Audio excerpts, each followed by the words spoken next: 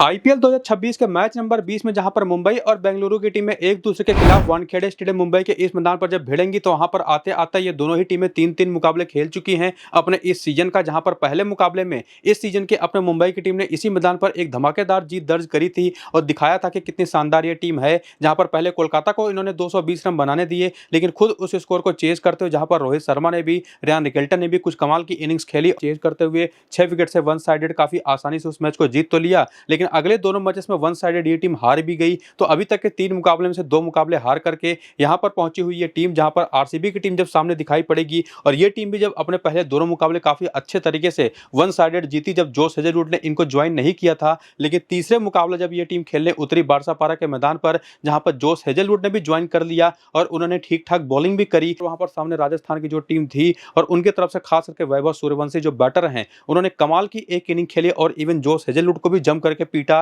भुवनेश्वर कुमार पर तो रन उन्होंने बनाए ही बनाए और उस मैच में वो मैन ऑफ द मैच भी हुए और एक करारी हार का सामना करना पड़ा आरसीबी की टीम को उस मैच के अंदर। तो दोनों ही टीमें काफी हद तक मॉरली लेट डाउन तो हुई हैं यहां पर आने के पहले। लेकिन उसके अलावा ये जो मैच 12 अप्रैल को शाम को 7:30 बजे से जब खेला जाएगा इस मैदान पर वानखेड़े स्टेडियम के, जहां पर ऑलरेडी इस सीजन का एक मैच, जैसा मैंने आपको बताया भी कुछ देर पहले, कि खेला जा चुका है, जहां पर मुंबई की टीम ने सेकंड बैटिंग करते हुए केकेआर के 220 के स्कोर को चेज करते हुए 6 विकेट से उस मैच को बड़ी आसानी से जीता था। और उस पूरे मैच के दौरान अगर आप देखें तो तेज गेंदबाजों को केवल 6 विकेटें मिली और स्पिन को केवल 1 विकेट मिला। पहली इनिंग का पावर प्ले और सेकंड इनिंग का पावर प्ले भी पूरी तरह से बैटर्स के फेवर में गया था। और जनरली यहां पर लाल मिट्टी की शानदार बैटिंग पिचेस हमेशा से देखने को मिलती ही हैं, लेकिन जो थोड़ी बहुत लेयर ग्रीन ग्रास की छोड़ी जाती है तो उससे थोड़ी बहुत उनको सीम और साथ ही साथ स्विंग की मूवमेंट भी तेज गेंदबाजों को मिल जरूर जाती है नई गेंद से, जो कि पिछले मैच में बहुत ज्यादा होता दिखाई पड़ा नहीं, चूंकि दोनों ही टीमों ने बेसिकली बहुत ही खराब बॉलिंग भी की। बाकी समुद्र के किनारे ये मैदान है तो रात के दौरान भी जब सेकंड इनिंग का पावर प्ले होता है तो वहां से भी जो हवाएं चलती है नमी वाली,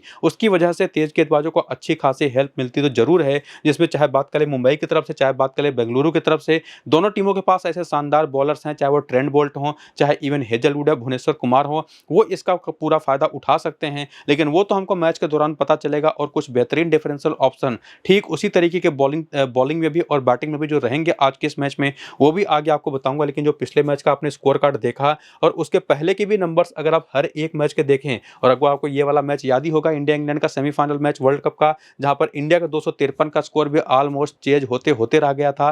तो क्लियरली यहां पर एक शानदार बैटिंग पिचेस देखने को मिलती है। और पिछले 9 मुकाबले में जिसका स्कोर कार्ड आप यहां पर देख पा रहे होंगे, 5 बार पहले बैटिंग करने वाली टीम तो 4 बार बैटिंग सेकंड करने वाली टीमें भी जीती हैं। तो ओवरऑल डिपेंड उसी पर करेगा कि कौन सी टीम बेहतर ऑलराउंड परफॉर्मेंस दिखाती है। बाकी स्पिन को 48 और पेस को 55 विकेटें इस मैदान पर मिली हैं, जिसको इनिंग के हिसाब से अगर आप देखें तो पेसर्स का पूरा डोमिनेशन पहली इनिंग के अंदर होता है, जबकि स्पिनर्स को बराबर मात्रा में विकेटें दोनों ही इनिंग्स के अंदर देखने को मिली है। दोनों टीमों की तरफ से जो क्लास वाले स्पिनर होंगे वो तो इंपॉर्टेंट हैं, जो कि फिलहाल दोनों टीमों के अंदर देखने को नहीं मिलते। लेकिन साथ ही साथ जो तेज गेंदबाज यहाँ पर होने वाले हैं, जो पावर प्ले में तो बॉलिंग करे ही करें, साथ ही साथ डेथ में भी बॉलिंग करे, वो सबसे ज्यादा इंपॉर्टेंट होंगे। बाकी पूरी तरह से जो टीम हमारी बनेगी आज की इस मैच की, वो बैटिंग फ्रेंडली ही होने वाली है। लेकिन उसमें जो सबसे इंपॉर्टेंट इंफॉर्मेशन निकालनी हमको पड़ेगी टॉस के बाद, वो ये कि जो पहले मैच में पिच यूज की गई थी, क्या उसी पिच पर आज का मैच होगा या डिफरेंट फ्रेश ट्रैक देखने को मिलेगा लाल मिट्टी का। उसकी बेसिस पर हमारी फाइनल टीम आज के इस मैच की बनेगी। तो पिच की वो फाइनल इंफॉर्मेशन और जो भी मेरी फाइनल टीम उसके बेसिस पर बनेगी, वो आपको मैं टेलीग्राम और व्हाट्सएप चैनल पर प्रोवाइड करवाऊंगा टॉस के बाद।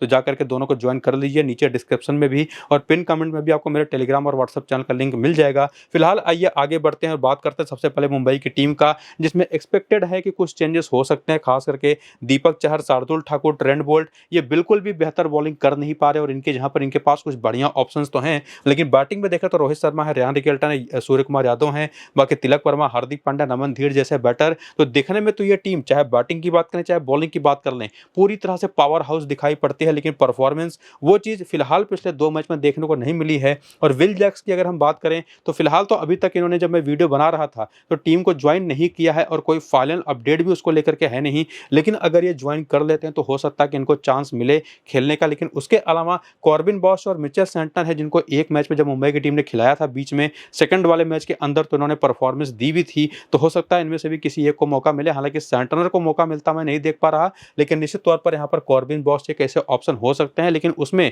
एक लॉजिक ये भी है कि चूंकि एम गंजनफर जो है ऑफ स्पिनर, वो पिछले मैच में खेलते हुए 2 विकेट जरूर लेकर के गए थे। लेकिन चूंकि सामने बेंगलुरु की टीम है और उनकी जो टीम है लेफ्ट आर्म ऑर्थोडॉक्स बॉलिंग को काफी पुअर खेलती है, तो उसमें मिचेल सेंटनर एक बहुत ही इंपॉर्टेंट ऑप्शन बन सकते हैं, तो अगर खेलें तो इनके बारे में भी आगे सारी इन्फॉर्मेशन हम लेंगे। और बाकी जो बॉलिंग पिछले वाले मैच में 6 के 6 बॉलर्स ने करी थी इस मुंबई की टीम की तरफ से, और जनरली इनकी जम के पिटाई हुई थी लास्ट वाले मैच में, वो नंबर्स आप देख सकते हैं, लेकिन उसको देखने से तो कुछ खास पता चलेगा नहीं। बाकी आपको ये पता ही होगा कि पावर प्ले और डेथ ओवर में चाहे वो बुमराह हो चाहे वो बोल्ट हो, आपको बॉलिंग करते दिखाई पड़ेंगे। और अगर बोल्ट की जहां पर या तो अगर कॉर्बिन बॉश खेल जाते हैं तो वो भी आपको डेथ में बॉलिंग करते दिखाई पड़ेंगे। बाकी दीपक चहर ओवरऑल ज्यादातर ओवर्स आपको पावर प्ले में ही करते दिखाई पड़ते हैं। बाकी हार्दिक पांड्या ये भी एक दो ओवर पावर प्ले में और एक आध ओवर डेथ में कर सकते हैं। और बाकी शार्दुल ठाकुर और अल्लाह मोहम्मद गजनफर क्या ये खेलेंगे भी या नहीं। हालांकि गजनफर ने लास्ट वाले मैच में 2 विकेट जरूर लिया था, ये देखना काफी इंटरेस्टिंग रहेगा, वो तो हमको मैच के बाद पता चलेगा। लेकिन चूंकि जैसे मैंने आपको बताया कि मिचेल सैंटनर एक ऐसे बॉलर हैं लेफ्ट आर्म ऑर्थोडॉक्स,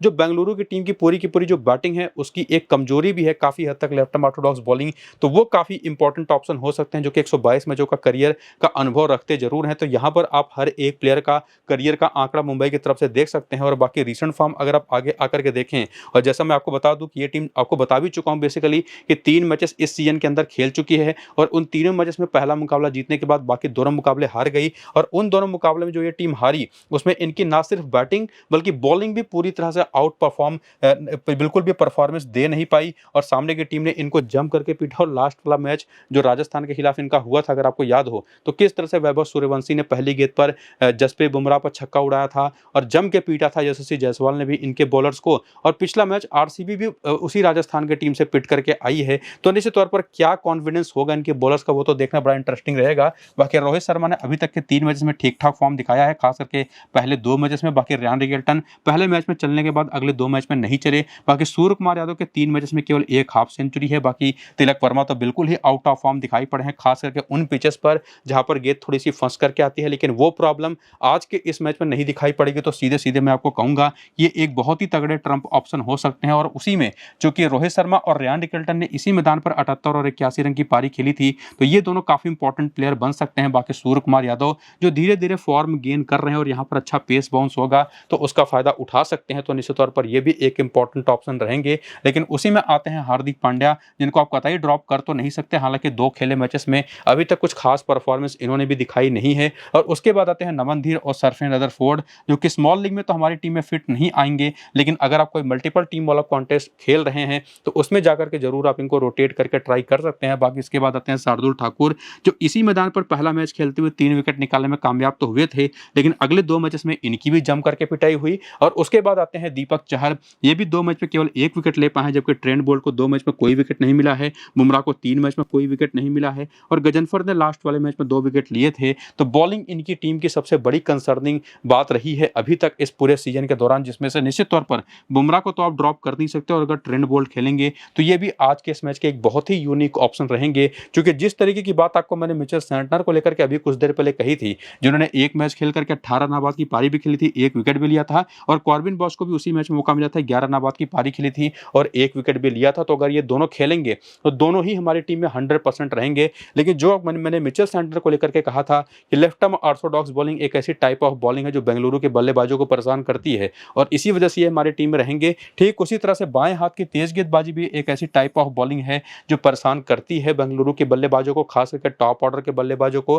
तो ये भी इसी वजह से काफी इंपॉर्टेंट रहेंगे। तो ओवरऑल अगर पिछले ही मैच की प्लेइंग 11 खेलती है तो ये हमारे पास कुल मिलाकर के 5 बेस्ट ऑप्शन है, प्लस हार्दिक पांड्या को लेकर के 6, वरना निश्चित तौर पर उसी में अगर कोई डिफरेंशियल ऑप्शन आप ट्राई करना चाहें तो आपके पास तिलक वर्मा का भी रहेगा। लेकिन इसी को थोड़ा सा और क्लियर करने के लिए अगर आप आगे आएँ और हेड टू हेड के आंकड़े अगर आप देखें तो उसमें रियान रिगल्टन के 1 मैच में 17 रन है बेंगलुरु के खिलाफ, जबकि रोहित शर्मा का बैटिंग एवरेज 27 है, वो भी 33 मैचेस में, जो कि बढ़िया सैंपल साइज है। और उसके अलावा सूर्य कुमार यादव का बैटिंग एवरेज 35 है, जबकि तिलक वर्मा ने 3 मैच में 100 रन बनाए हैं और चूंकि 2 बार नॉट आउट रहे हैं तो 100 का ही बैटिंग एवरेज है। बाकी पांड्या के आंकड़े हालांकि अगर आप देखें तो एज ए बैटर तो काफी बेहतर है, लेकिन बॉलर के तौर पर कुछ खास कामयाबी इनको मिली नहीं है। और बाकी सरफेन रदरफोर्ड और नमनधीर के नंबर आपको उस लेवल पर दिखाई पड़ेंगे नहीं। बाकी शार्दुल ठाकुर के 11 मैच में 14 विकेटें हैं, दीपक चहर कुछ खास कमाल कर नहीं पाए हैं, 9 मैच में केवल 7 विकेट, लेकिन Trent Boult as expected 13 match में 17 विकेट हैं और 19 मैच में 29 विकेट हैं बुमराह के। तो ये दोनों तो अगर खेलेंगे तो बेस्ट बॉलिंग ऑप्शन है ही। वैसे भी सैंटनर के भी 2 मैच में 2 विकेट हैं, और बाकी बेंच के जो प्लेयर उसमें विल जैक्स वो एक बड़ी भूमिका निभाते दिखाई पड़ सकते हैं अगर आज खेलते हैं तो। लेकिन उसके बाद आगे बढ़ते हुए इस मैदान के आंकड़े देखेंगे तो इस मैदान पर बोल्ट और बुमराह दोनों ने काफी बढ़िया बॉलिंग ऑलरेडी कर रखी है, जबकि वहीं पर शार्दुल और दीपक चहर के के आंकड़े काफी एवरेज से दिखाई पड़ेंगे। और टॉप ऑर्डर के चारों बैटर्स है उसमें सबसे कमजोर कोई पड़ता तो तिलक वर्मा ही है, वरना बाकी तीनों काफी शानदार काम करते रहे हैं। जिसमें हार्दिक पांड्या के आंकड़े भी अगर आप देखें तो एज अ ऑलराउंडर ओवरऑल काफी वेल बैलेंस्ड है। तो मुंबई की तरफ से जो बेस्ट ऑप्शन 6 रहेंगे वो तो आपको मैं क्लियरली बता चुका हूं, जिसमें से तिलक वर्मा भी, और अगर खेलते हैं तो मिचेल सेंटर और कॉर्बिन बॉस भी। हालांकि किसी जहां पर खेलेंगे ये देखना इंपॉर्टेंट रहेगा, वो तीनों भी काफी बढ़िया ट्रम्प रहेंगे, ये बात तो क्लियर हो गई। लेकिन अगर आप इसी मुंबई की टीम की बैटिंग की थोड़ी वीकनेसेस जानने के लिए अगर आप प्लेयर बैटल की तरफ आए तो अगर आप देखें तो रोहित शर्मा एक ऐसे खिलाड़ी रहे हैं जो कि बाएं हाथ के बॉलरों पर फंसते जरूर हैं। हालांकि सामने की टीम में ऐसा कोई ऑप्शन है नहीं, लेकिन इनकी जो एक दिक्कत रही है वो काफी हद तक जोश हेजलवुड बन सकते हैं। हालांकि उनके खिलाफ एक आपको नंबर्स देखने को नहीं मिलेंगे, लेकिन सुयश शर्मा ने इनको एक बार सस्ते में आउट कर रखा है। बाएं हाथ के तेज गेंदबाजी पर जैसा मैंने आपको बताया कि फंसते ही हैं, और लेग स्पिन इनकी जो एक कमजोरी है, तो सुयश शर्मा और प्लस कुणाल पांड्या उसका फायदा उठा सकते हैं। बाकी रियान रिकेल्टन को 2 बार रोमारी सेफर्ट ने सस्ते में आउट कर रखा है। बाकी तिलक वर्मा ये भुवनेश्वर कुमार पर, रोमारी सेफर्ट पर और लेफ्ट आर्म पेस पर फंसते दिखाई पड़े रहे हैं। और जनरली इनकी एक कमजोरी भी है कि गेंद बल्ले पर अगर फंस करके आए तो वहां पर इनकी एक भी चलती नहीं, लेकिन यहाँ पर इस मैदान पर मुझे लगता है कि काफी यूजफुल हो सकते हैं। बाकी सूर्य कुमार यादव, सरफेंड रदरफोर्ड और यहाँ पर जो हार्दिक पांड्या हैं, इनके भी नंबर्स अगर आप देखें तो एक बाएं हाथ की तेज गेंदबाजी जो कि निश्चित तौर पर सामने की टीम में है नहीं, तो वो तो बाहर हो जाती है। लेकिन ये बात तो पक्के तौर पर है कि भुवनेश्वर कुमार हो या इवन कोई स्विंग बॉलर हो, और प्लस उसी में आप लेग स्पिनर अगर सुयश शर्मा के तौर पर खेलते देखें तो, जो कि पिछले मैच में नहीं खेल पाए थे, जो कि वैसी सिचुएशन हो गई थी बेंगलुरु की टीम की, जो आगे आपको मैं बताऊंगा। लेकिन कुणाल पांड्या एक बड़े यूजफुल ऑप्शन दिखाई पड़ते हैं हेजलवुड और भुवनेश्वर कुमार के साथ, जो कि सामने की टीम में पिछले मैच में खेले भी थे। और हेजलवुड तो निश्चित तौर पर पिछले मैच में ज्वाइन करके 2 विकेट लेकर के गए हैं। हालांकि भुवनेश्वर कुमार की पिछले मैच में अच्छी खासी पिटाई हो गई थी। और वहीं पर अगर हम बात करें तो वेंकटेश अय्यर को खिलाना पड़ गया था पिछले वाले मैच में एज ए बैटर, और आकर के इन्होंने 29 नाबाद की पारी खेली थी, चूंकि 90 के आसपास के स्कोर पर इस टीम के 5 विकेटें गिर गई थी, और उस वजह से सुयश शर्मा खेल नहीं पाए थे। बाकी बैटिंग ऑर्डर वो तो आपको एज इट इज दिखाई पड़ेगा, जिसमें कुणाल पांड्या भी एक लेफ्ट आर्म ऑर्थोडॉक्स बॉलर के तौर पर खेलते हैं। बाकी बेंच पर से अगर आप देखें तो जैसा मैंने आपको बताया कि पिछले मैच में टीम सुयश शर्मा को नहीं खिला पाई, तो वही प्रोबेबली आज आएंगे प्लेइंग 11 के अंदर या इंपैक्ट सब्स्टिट्यूट प्लेयर के तौर पर देवदत्त पद्दिकल की जगह पर, और निश्चित तौर पर वेंकटेश अय्यर ही आपको बाहर जाते दिखाई पड़ रहे हैं। जिसमें अगर आप बॉलिंग के आंकड़े देखें जो पिछले वाले मैच में राजस्थान के खिलाफ करी थी आरसीबी के बॉलर्स ने, तो उसमें भुवनेश्वर कुमार भी 4 ओवर करते दिखाई पड़े थे, हेजलवुड भी 4 ओवर करते दिखाई पड़े थे, 4 ओवर कुणाल पांड्या ने भी अच्छे 4 ओवर करे थे, और एक ही ओवर में 2 विकेट भी लेकर के गए थे। और ये तो बाउंसर्स भी फेंकते हैं अच्छी खासी। और बाकी रोमारी सेफर्ट से भी 2 ओवर कराया था, टीम डेविड से केवल 1 ओवर कराया था, और इनसे बॉलिंग इस वजह से करानी पड़ गई क्योंकि बॉलिंग ऑप्शन कुछ खास थे नहीं इनके पास। और सुयश शर्मा जो कि नहीं खेल पा रहे थे, तो और सामने से काफी पिटाई भी कर रहे थे ध्रुव जुरैल और साथ ही साथ वैभव सूर्यवंशी, तो वहां पर इनको ट्राई करना पड़ेगा। लेकिन सुयश शर्मा को आप याद जरूर रखिएगा, जो कि लेग स्पिन पर परेशान करते हैं मुंबई के बैटर्स को, तो वो इंपॉर्टेंट रहेंगे अगर आज के इसमें चांस बनता है। लेकिन इनके साथ दिक्कत वही है कि अगर पहली इनिंग की बॉलिंग बेंगलुरु की हो गई तब तो सुयश शर्मा को शुरू में ही प्लेइंग 11 में दिखाई पड़ जाएंगे, तब उस कंडीशन में आप जरूर ट्राई कर लीजिएगा। लेकिन अगर वहीं पे बेंगलुरु की पहले बैटिंग है तब मैं सजेस्ट नहीं करूंगा कि आप सुयश शर्मा को ट्राई करें। बाकी अगर आप आकर के इनके प्लेयर्स के भी रिसेंट फॉर्म देखें, कुल 3 मैचेस की जिसमें 2 बार ये टीम जीती, तो उसमें फिलिप शार्ल तो बिल्कुल भी टच में दिखाई नहीं पड़े, खास करके लास्ट वाले मैच में और पहले वाले मैच में भी। और उसके अलावा जो बीच में एक मैच उन्होंने खेला था जरूर वहां पर 46 रन की पारी खेली थी। विराट कोहली बढ़िया फॉर्म में दिखाई पड़े हैं, हालांकि पिछले मैच में थोड़े से एक रिस्की शॉट खेल गए, उस पर आउट हो गए बोल्ड होकर के, लेकिन ओवरऑल बहुत ही बढ़िया टच में दिखाई पड़े हैं। ना सिर्फ वो बल्कि देवदत्त पद्दिकल भी, रन्स आपको जरूर केवल 14 दिखाई पड़ेंगे पिछले मैच में, लेकिन इसमें भी उन्होंने कुछ कमाल के शॉट्स खेले थे। एक शॉट खेलते हुए थोड़ा सा फंस गए थे, डिसाइड नहीं कर पाए किस तरीके के शॉट खेले, और उस वजह से हवा में गिर टंग गई, वरना ओवरऑल बहुत ही अच्छे फॉर्म में है। ना सिर्फ कोहली बल्कि पद्दिकल भी और इवन रजत पाटीदार भी, जो पिछले वाले मैच में जब बैटिंग इनकी पूरी तरह से कोलैप्स हो गई तो 63 रन की कमाल की पारी खेली थी, और उसके पहले के 2 मैचेस में भी बड़ी धमाकेदार पारियां खेली थी। और उसके अलावा आते हैं कुणाल पांड्या, पिछले 2 मैचेस में बैक टू बैक 2 विकेट लेकर के गए हैं। अब ये उस स्पिन कैटेगरी में नहीं आते जो कि वानखेड़े स्टेडियम पर कुछ खास असर छोड़ नहीं पाती, जो कि ये बड़ी अच्छी कमाल की बाउंसर्स भी करते हैं, तो निश्चित तौर पर एक बड़े यूनिक ऑप्शन है जो कि बैटिंग से भी कंट्रीब्यूट कर सकते हैं। बाकी टीम डेविड और जितेश शर्मा में से टीम डेविड ज्यादा बेहतर साबित हुए हैं। बाकी रोमारी सेफर्ट कुछ खास तो नहीं कर पाए हैं, हालांकि पहले मैच में 3 विकेट लिया था, लेकिन लाल मिट्टी की इस पिच पर बहुत ही यूजफुल ये हो सकते हैं, तो इस वजह से मैं इनको भी आपके लिए सजेस्ट करूंगा। और बाकी वेंकटेश तो मुझे आज खेलते दिखाई नहीं पड़े, लेकिन बॉलिंग में भुवनेश्वर हो गए, अभिनंदन हो गए, जोश हेजलवुड हो गए, ये बेहतर ऑप्शन तो रहेंगे हेजलवुड, और उसके साथ भुवनेश्वर कुमार को भी एक ट्रम्प ऑप्शन के तौर पर आप ट्राई तो कर सकते हैं। लेकिन वो भी किस इनिंग की बॉलिंग में ट्राई करेंगे ये निश्चित तौर पर हमको पिच देखने के बाद ही पता चलेगा कि यूज्ड पिच है या फ्रेश। अगर फ्रेश पिच होती है तो निश्चित तौर पर भुवनेश्वर एक इंपॉर्टेंट प्लेयर बन सकते सकते हैं पहली इनिंग की बॉलिंग में, वरना वो यूजफुल ऑप्शन ये रहते नहीं। तो निश्चित तौर पर ये जो ऑप्शंस एज ए बैटर आपके पास ज़्यादातर दिखाई पड़ रहे थे, वो ही एक बेस्ट ऑप्शन के तौर पर आपके टीम में आएंगे भी। तो बॉलिंग वो निश्चित तौर पर एक कंसर्न इस टीम के भी है, जो कि निश्चित तौर पर हेजलवुड के आने के बाद थोड़ी सी मजबूत हुई है, लेकिन चूंकि इनको फॉरेन प्लेयर्स के तौर पर टीम डेविड को भी खिलाना पड़ता है, और प्लस वहां पर रोमारियो सेफर्ड भी फिनिशर के तौर पर खेल रहे हैं, और उसमें जोश हेजलवुड भी आ ही गए हैं। तो देखना पड़ेगा कि क्या ये चौथा प्लेयर कोई फिलिप साल्ट के जहां पर कुछ और ऑप्शन ट्राई कर सकते हैं या नहीं, जो कि मुझे तो नहीं लगता कि ट्राई करेंगे। तो बॉलिंग निश्चित तौर पर थोड़ी कमजोर तो इनकी दिखाई पड़ रही है, जो कि मुंबई की टीम के भी है। लेकिन अगर हेड टू हेड की बात करें तो फिलिप साल्ट चले नहीं, लेकिन उसी में विराट कोहली के आंकड़े काफी ठीक ठाक हैं, 30 का बैटिंग एवरेज है। लेकिन पद्दिकल और रजत पाटीदार के आंकड़े मुंबई के खिलाफ बिल्कुल ठीक ठाक नहीं है। हालांकि सैंपल साइज थोड़ा सा छोटा है रजत पाटीदार का, और जिस तरीके के फॉर्म में है तो आप उसके नंबर पर बिल्कुल मत जाइएगा। बाकी टीम डेविड के आंकड़े काफी शानदार है, और इवन जितेश शर्मा के भी। बाकी कुणाल पांड्या के 6 मैच में 4 विकेट हैं, 72 रन है, और कुणाल पांड्या ना जो यूटिलिटी लेकर के आते हैं उस वजह से बेस्ट रहते हैं। बाकी भुवी के 20 मैच में 22 विकेट हैं, सुयश शर्मा के 1 मैच में 2 विकेट हैं, और ये बहुत ही यूजफुल रहेंगे अगर पहली इनिंग की बॉलिंग होती है बेंगलुरु की, तो क्योंकि तब ये शुरुआत में ही आ जाएंगे, और निश्चित तौर पर तब वो रिस्क नहीं रहेगा कि क्या पता ये सेकंड इनिंग में आएंगे भी या नहीं आएंगे सब्स्टिट्यूट प्लेयर के तौर पर। बाकी वेन्यू के नंबर अगर आप देखें तो फिलिप साल्ट के इस मैदान पर भी आंकड़े बहुत ही खराब हैं, 9 का बैटिंग एवरेज है, लेकिन विराट कोहली के इस मैदान पर आंकड़े कमाल के हैं, 55 का बैटिंग एवरेज। और जिस तरीके की बैटिंग पिचेस यहाँ पर देखने को मिलती है उसे वही आपको नंबर्स में भी रिफ्लेक्ट होता दिखाई पड़ेगा बाकी के चारों बैटर के साथ, और इवन जितेश शर्मा के साथ भी। और यहाँ पर कुणाल पांड्या भी एज ए बॉलर 27 में 28 विकेट ले चुके हैं,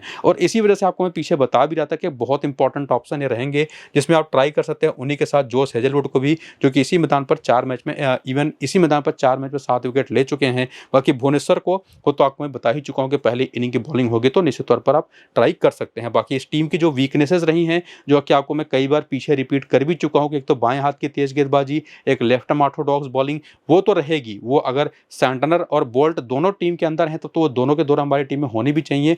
बाकी इंडिविजुअल जो बॉलर्स हैं जो आउट करते रहे हैं, जैसे बोल्ट का नाम हो गया, बुमराह का नाम हो गया, तो वो तो आपको यहाँ पर दिखाई पड़ेंगे ही। बाकी उसी में लेग स्पिन के खिलाफ, हार्दिक पांड्या के खिलाफ या ऑफ स्पिन के खिलाफ भी नंबर, जैसे बाएं हाथ के जो बल्लेबाज है उनके कैसे रहे हैं वो भी आप यहाँ पर देख सकते हैं। तो एक कॉम्बिनेशन जो बॉलिंग का हमको सीधे सीधे दिखाई पड़ रहा है वो बुमराह और बोल्ट का तो रहेगा ही रहेगा, लेकिन अगर सैंटनर भी खेल रहे हैं तो तीसरे बॉलर वो भी एक बड़े अच्छे ऑप्शन होंगे। ये काफी इंपॉर्टेंट है जानना। वही चीज आपको मैं समझाने के लिए सारे आंकड़े दिखा रहा था, जिसको आप वीडियो को रोक करके देख सकते हैं। रिपीट करने की जरूरत तो है नहीं, लेकिन ओवरऑल फिलहाल अभी जो कंडीशंस पड़ रही है दिखाई पड़ अभी तक के इस मैच में, और चूंकि मुंबई का होम ग्राउंड है तो फेवरेट तो मुझे वही टीम लग रही है, लेकिन उसमें काफी हद तक टॉस का भी एक बड़ा हाथ होगा, कौन सी पिच यूज की जाएगी उसका भी एक बड़ा रोल होगा। तो जो भी पिच को लेकर के अपडेट होगी और मेरी अपनी जो फाइनल टीम बनेगी वो आपको मैं टेलीग्राम और व्हाट्सएप चैनल पर बता दूंगा। बाकी दोनों ही टीमें बेसिकली बॉलिंग में बुरे फॉर्म से गुजर रही हैं, लेकिन अगर आप प्लेयर्स देखें नेम बाय नेम तो वहां से मुंबई की टीम आगे निकल जाती है। तो इस बात को ध्यान में रखते हुए